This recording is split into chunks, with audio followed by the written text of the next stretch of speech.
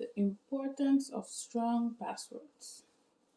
So why do you need to have a strong password and not repeat your password in all your accounts? Well, for one thing, there is something called brute force attack, where threat actors will use personal information that you probably have shared on social media. Let's say your pet's name, the name of the school that you went to, um, your favorite color, your favorite food, different things like that. And they will try to guess your password. This is a trial and error kind of situation. So yes, they'll try as many different combinations as possible. They have software for this. Obviously, they're not doing it manually until they guess your password. Or there's another attack that is called rainbow attack, where they have like a dictionary of the most popular common passwords that people use. You would be surprised how many people have their password as password 123, my password 12345, and crazy things like that. So it's very important for you to have strong passwords to secure your accounts. How do we create strong passwords? That's what we're going to check today. It's very easy, you know. Strong passwords are a combination of uppercase, lowercase letters, numbers, symbols. I'm trying to guess, so punctuation sign, anything that you can use to make it much more difficult. Because the stronger your password is, including all the things that I just mentioned, it makes it like 6 times more difficult for threat actors to guess your password. So let's say you want to start. It's also very crucial that you not use sequence. So let's say if you use A, you should not use B immediately after.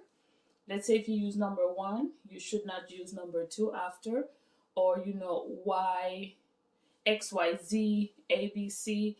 Don't follow those sequences. So make sure that the letters are like mixed, diverse, and they're not in the same order. So let's try to create a strong password together. Normally the password should be between 8 and 16 digits. So let's create one. So let's say we're gonna start with not a common letter to say, because I don't think many people start their password with this, but maybe I'm wrong. So let's start up.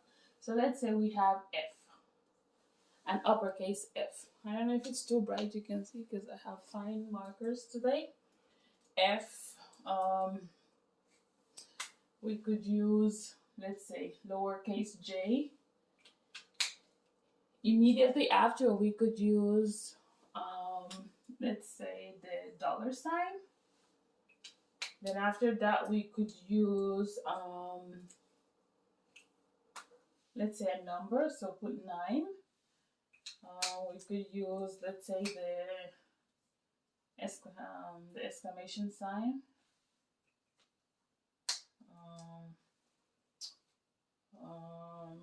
Let's try 9. So we should not go in sequence. So I'm gonna put. I think I'm gonna have to switch the camera around after to show you guys because it's not showing clearly. Let's try 4.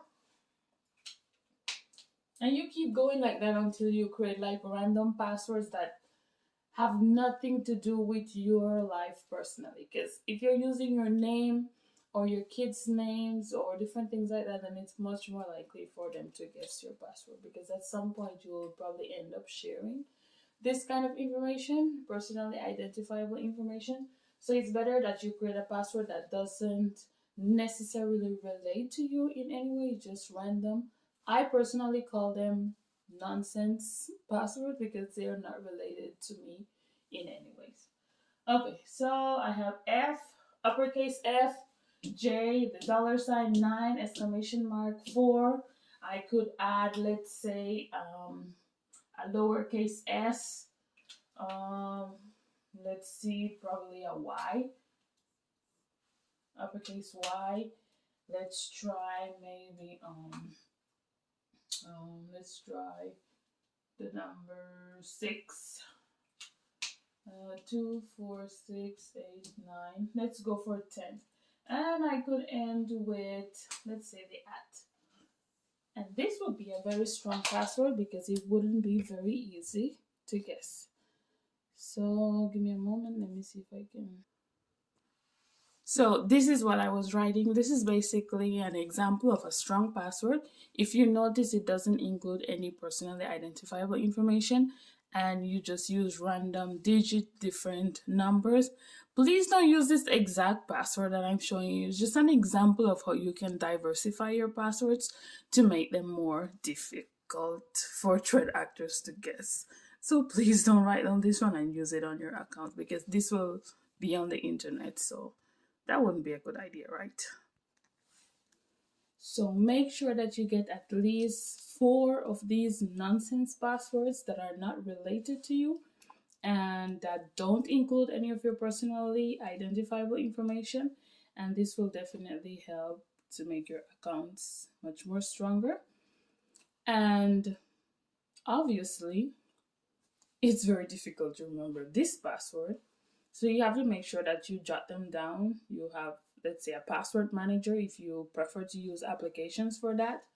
Or you can get a simple notebook and just jot them down. I would prefer you to buy my notebook, but if you don't, just make sure that you jot down your passwords somewhere, keep them safe. Wherever you keep your important documents and files, keep it there. And just make sure that you have good control over your accounts. The password is the first step to being cyber smart. So once you have a strong password, now you have to set up two-factor authentication or multi-factor authentication. I also have videos on the internet on my YouTube channel as well, how to set up two-factor authentication on Facebook, Instagram, TikTok, and Gmail account.